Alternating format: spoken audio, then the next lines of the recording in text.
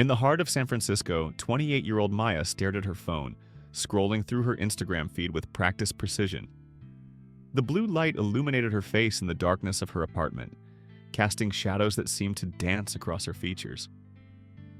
Outside, the city hummed with life, but Maya remained transfixed by the rectangular glow, her thumb moving in an almost mechanical rhythm. "Just 5 more minutes," she whispered to herself, though she had already been scrolling for nearly 2 hours.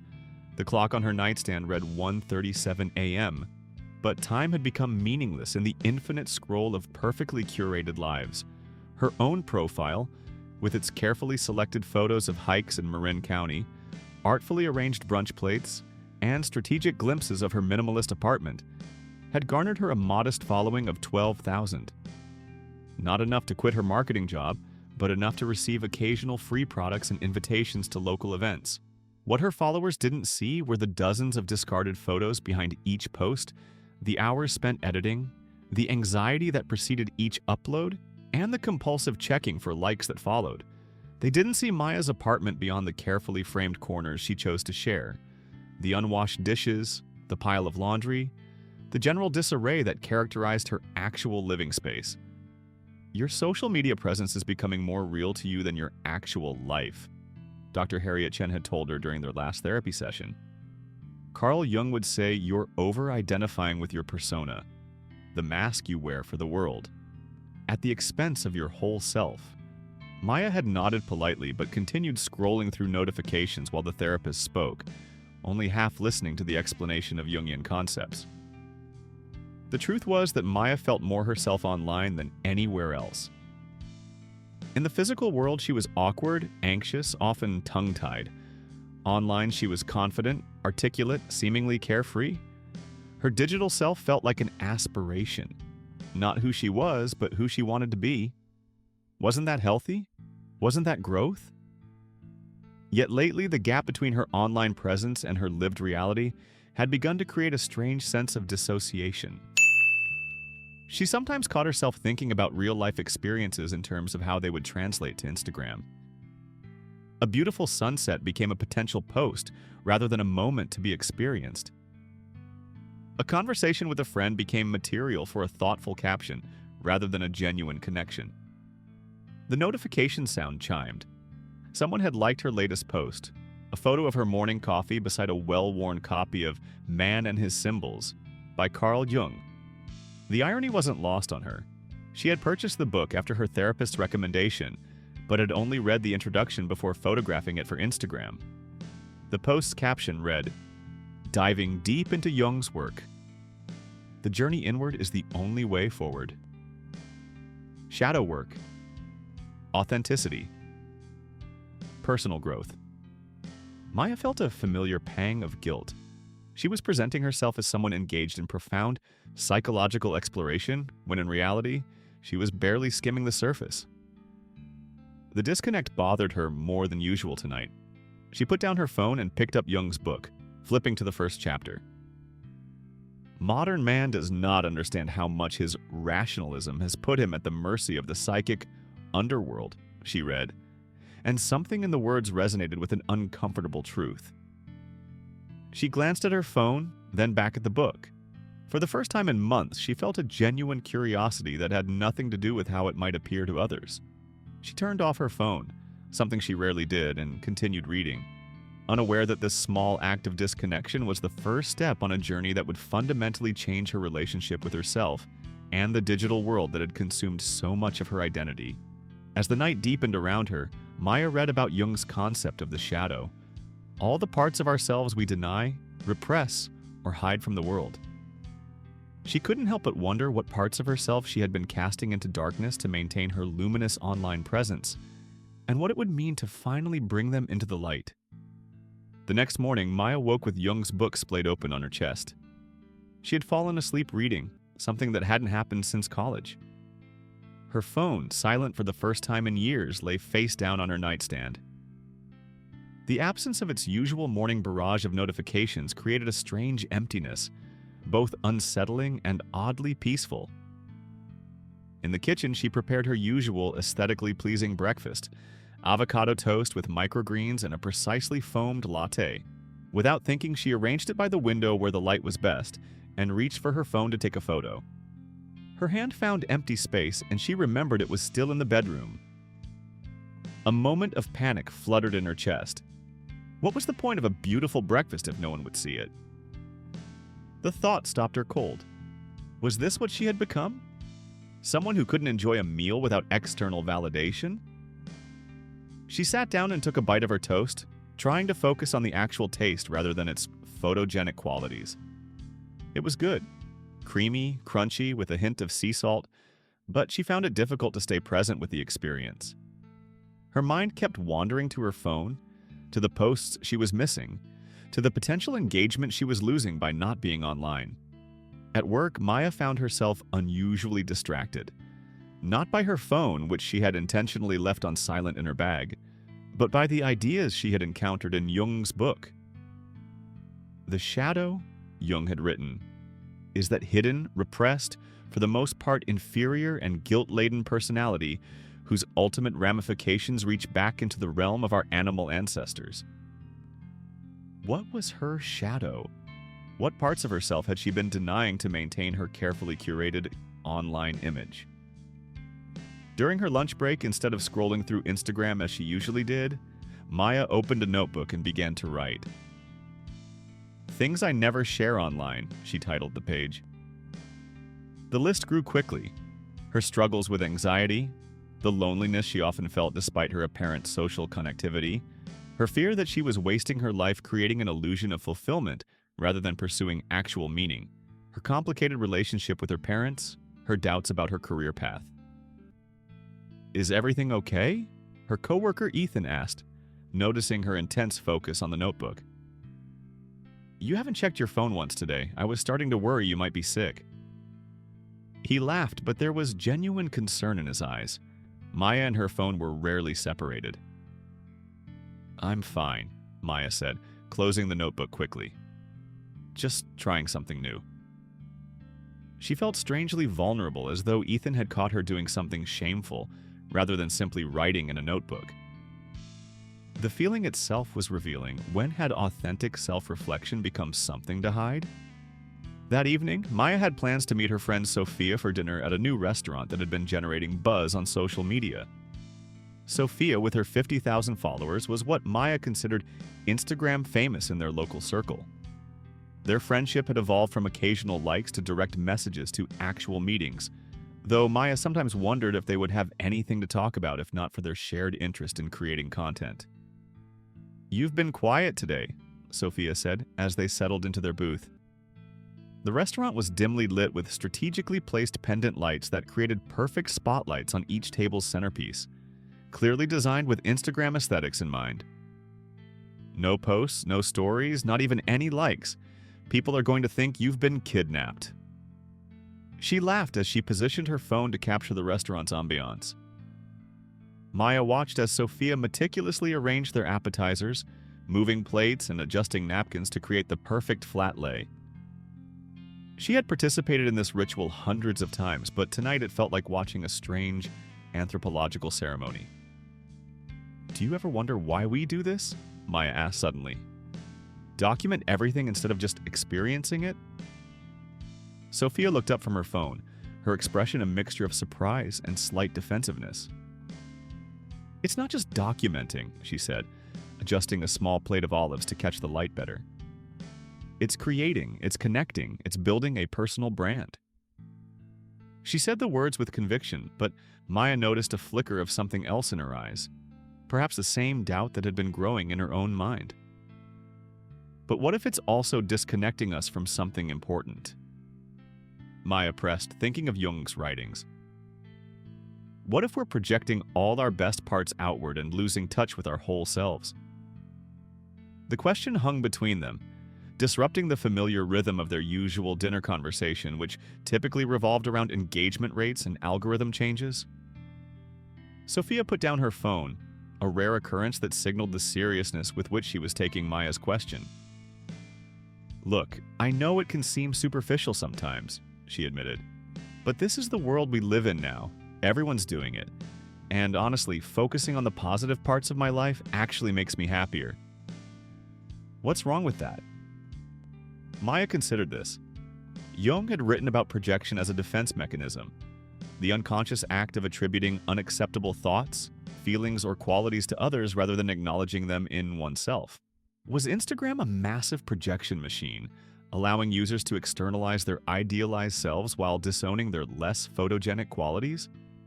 I think there's a difference between genuine positivity and curated perfection, Maya said carefully. And I'm starting to wonder if constantly projecting an idealized image is making it harder for me to accept my actual complicated self. She hadn't planned to be so candid, but something about the past 24 hours had shifted something fundamental in her perspective. Their food arrived, beautiful plates that both women would normally have photographed extensively before taking a bite. Sophia hesitated, clearly torn between her usual routine and responding to the unusual direction of their conversation. After a moment, she put her phone face down on the table. "Okay, let's just eat while it's hot for once," she said with a small laugh. "You can tell me more about this Jung guy you've been reading." As Maya explained Jung's concepts of the shadow, the persona, and projection, she noticed Sophia becoming increasingly engaged. The conversation shifted from their usual topics to deeper questions about authenticity, identity, and the psychological impact of social media. By the time they finished their meal, neither had taken a single photo of the food. Walking home from the restaurant, Maya felt both lighter and more grounded than she had in months. The conversation with Sophia had ventured into territory they rarely explored: their insecurities about the future, their struggles with comparing themselves to others online, their fears that they were becoming addicted to validation. It had been refreshing to speak openly about the shadows they both carried, rather than maintaining the sunny facades they presented online. Maya's phone buzzed with a notification, a direct message from Sophia. "Thanks for tonight. It felt good to talk about real stuff for once. Maybe Jung was onto something." Maya smiled and typed back, "Same here. Let's do it again soon." She put her phone back in her pocket without checking any other notifications, a small act of resistance against her usual compulsions. At home, Maya opened Jung's book again, this time turning to a chapter about the collective unconscious. Jung described it as a part of the unconscious mind shared by all humans, containing archetypes, universal symbols and patterns that appear across cultures. She wondered how social media platforms like Instagram might be interacting with these ancient psychological structures, perhaps activating archetypal patterns in new and potentially problematic ways. The idea fascinated her. Was the influencer an expression of the hero archetype? Was the endless scroll tapping into the same psychological patterns as ancient storytelling traditions? Were people drawn to certain types of content because it resonated with archetypal images buried deep in the collective unconscious? And if so, what responsibility did platforms have to consider these powerful psychological forces? The following day, Maya decided to conduct an experiment. Instead of her usual careful curation, she would post something authentic. A photo of her actual messy bedroom, with an honest caption about her struggles with the gap between her online persona and her real life. Her hand trembled slightly as she pressed share, a physical manifestation of the vulnerability she felt exposing a piece of her shadow to her thousands of followers. The response was immediate and overwhelming. Comments poured in, many expressing gratitude for her honesty, sharing similar struggles, or applauding her courage. Some of her most polished influencer friends sent private messages confessing their own exhaustion with maintaining perfect feeds. The post was receiving more engagement than anything she had shared in months. Dr. Chen smiled when Maya recounted this experience during their therapy session later that week. "What you're describing aligns perfectly with Jung's concept of the shadow," she explained. "When we integrate aspects of our shadow, acknowledging and accepting the parts of ourselves we've been hiding, it often resonates with others because they recognize those same disowned parts in themselves." "But isn't social media designed to reward perfection?" Maya asked, genuinely curious. "The algorithm seems to favor beautiful, aspirational content." She had built her following by adhering to unspoken rules about aesthetics and positivity, carefully avoiding anything too raw or real. That's the conventional wisdom, Doctor, Chen acknowledged. But perhaps what the algorithm actually rewards is emotional engagement. And few things engage us more deeply than authenticity that mirrors our own hidden experiences. She leaned forward, her expression thoughtful. Jung would likely say that social media has become a modern arena for what he called the anima and the animus, the unconscious feminine and masculine aspects of our personalities that seek expression. Maya considered this.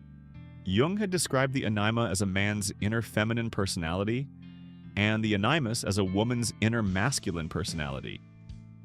These inner figures often appeared in dreams and fantasies, representing aspects of ourselves we hadn't fully integrated. So you're saying our social media presence might be expressing these inner figures? Possibly, Doctor, Chen replied. Think about it. People often create online personas that express qualities they feel unable to embody in their everyday lives. The shy person becomes outspoken online. The person struggling with self-worth creates a feed projecting confidence and success. We're using these platforms to give voice to disowned aspects of ourselves, but often in distorted, one-sided ways. This perspective cast Maya's Instagram presence in a new light. Had she been using the platform as a way to express qualities she struggled to embody in her daily life? Confidence, creativity, carefree joy? And if so, was there a healthier way to integrate these qualities rather than projecting them onto a digital persona? Over the next few days, Maya continued her experiment with authenticity. She posted about her therapy sessions, shared insights from her reading of Jung, and even uploaded a makeup-free video discussing her anxiety.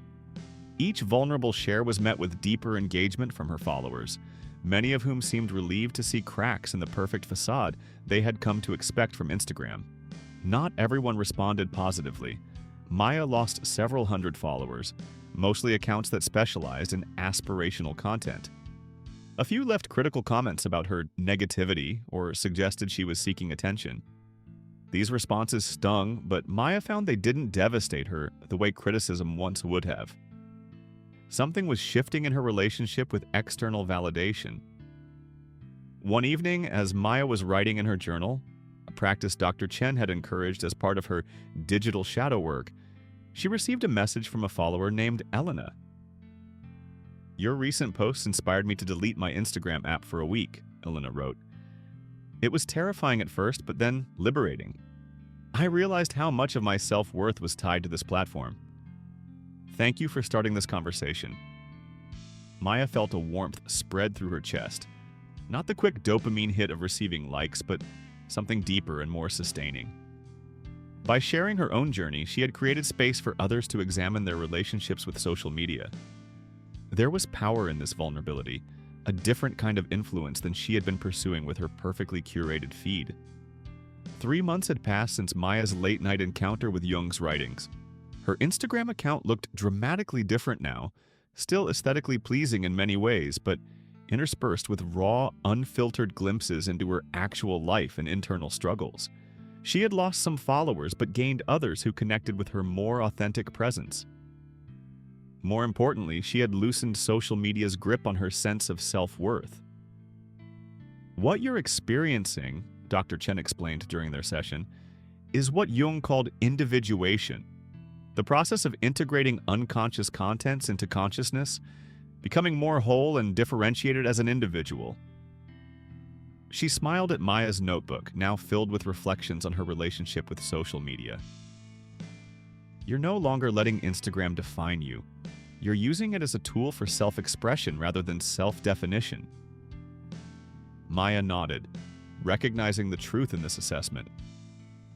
She still posted regularly, still enjoyed the creative aspects of content creation, but the compulsive quality had diminished. She could go hours, sometimes even days, without checking her notifications. When she did post, it came from a desire to connect authentically rather than a desperate need for validation. The most significant change, however, was in her offline life. Maya had joined a local photography club where she was learning to take photos for the joy of the craft, rather than for social media approval. She had reconnected with old friends, real-world connections that had been neglected during her most intense period of online engagement.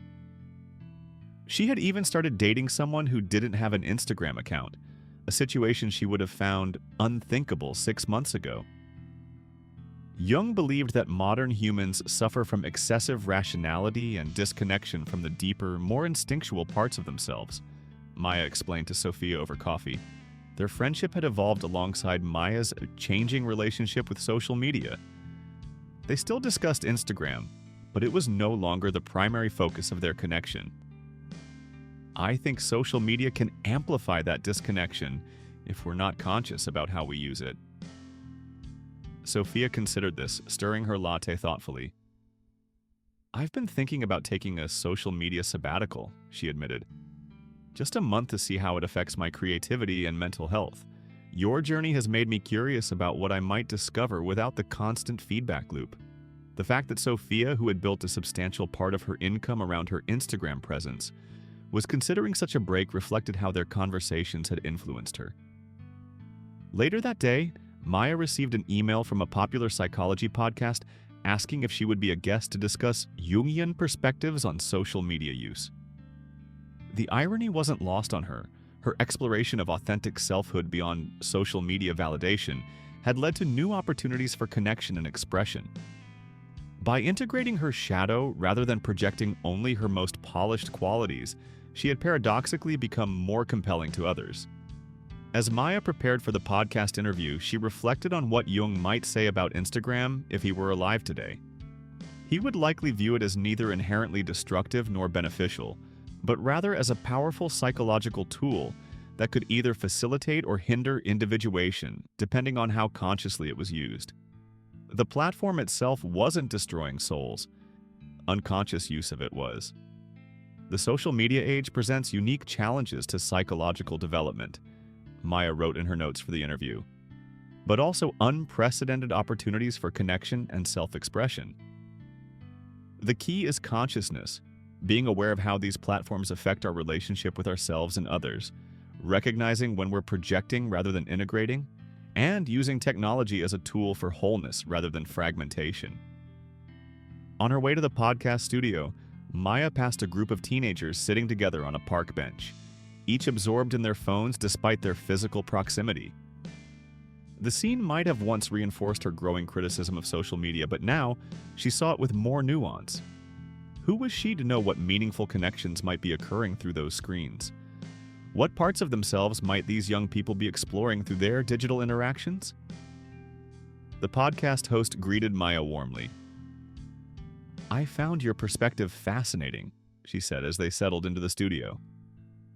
This idea that Instagram might be creating a collective shadow, all these disowned parts of ourselves that we don't share online, really resonated with me. I'm curious though, do you think it's possible to use social media in a psychologically healthy way? Maya considered the question carefully. I think Jung would say that any powerful tool can be used consciously or unconsciously, she replied.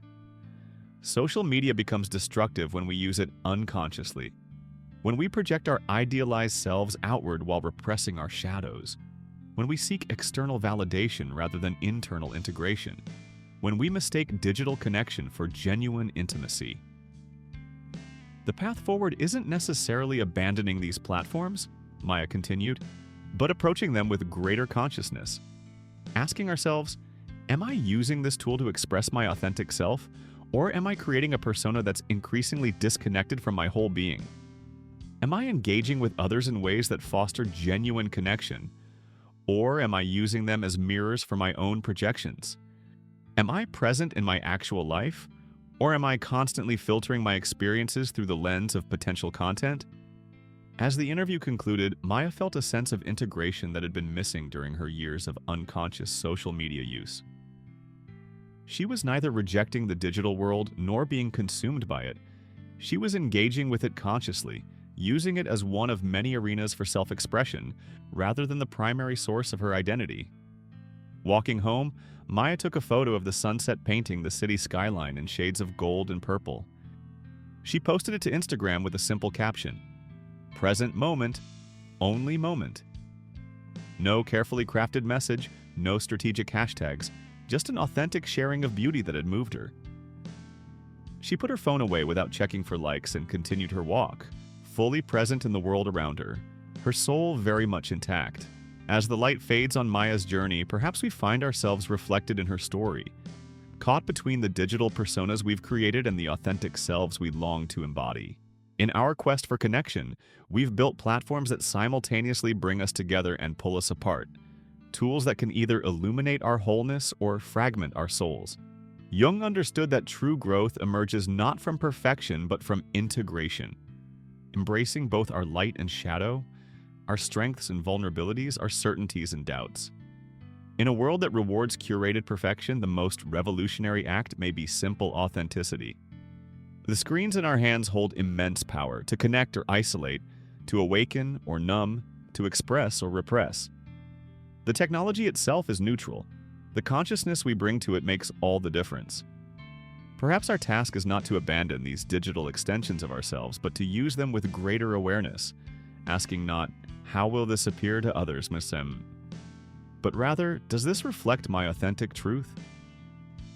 As you close this video and return to your own digital life, I invite you to pause before your next scroll, your next post, your next like. In that moment of hesitation lives the possibility of choice, the opportunity to use these powerful tools consciously rather than being unconsciously used by them. In that small space between stimulus and response lies your freedom to choose integration over fragmentation, authenticity over performance, presence over distraction. For in the end, the most compelling story you can tell is not the carefully curated highlight reel of your life, but the raw, honest narrative of your becoming, complete with its shadows and light, its struggles and triumphs, its questions and revelations. That is the story that truly connects, that resonates in the depths where we recognize our shared humanity. That is the story worth telling. If this journey resonated with you, I'd love to hear your reflections in the comments below. How has social media shaped your relationship with yourself? What parts of your authentic story remain untold online? Share your thoughts and join this important conversation. And if you'd like to explore more psychological insights through storytelling, please subscribe to this channel for weekly narratives that illuminate the human experience. Your engagement helps build a community of conscious digital citizens seeking deeper connection in our increasingly virtual world. Thank you for taking the time to witness this story. Your presence and attention are the most valuable gifts in an age of endless distraction. Until next time, may you move through both your digital and physical worlds with greater awareness and authenticity. See you in the next video.